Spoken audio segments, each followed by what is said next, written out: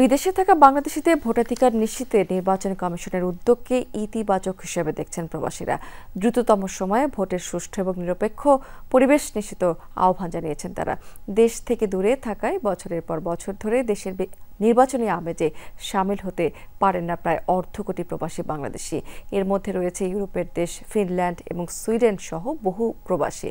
বিশাল এই জনসংখ্যার ভোটাধিকার নিশ্চিতে এবার প্রক্সি ভোট সহ ৩ পদ্ধতি নিয়ে কাজ করার কথা জানিয়েছেন নির্বাচন কমিশন। একে স্বাগত জানিয়েছেন প্রবাসীরা। পাশাপাশি দ্রুততম সময়ে ভোটের সুষ্ঠু এবং নিরপেক্ষ পরিবেশ নিশ্চিত করে নির্বাচনের দাবি জানিয়েছেন প্রবাসীরা।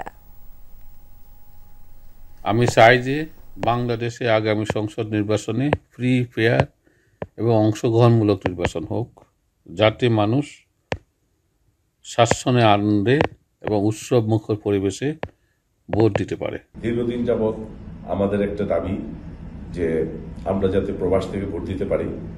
আশা করি অন্তর্বর্তী সরকার আমাদের এই দাবি পূরণ করবে এবং প্রবাস থেকে আমরা যাতে প্রবাসীরা জাতীয় সংসদ নির্বাচনে ক্যান্ডিডেট হয়ে সংসদ নির্বাচন করতে পারি, সেই অধিকার তো যাতে প্রবাসীরা পায়।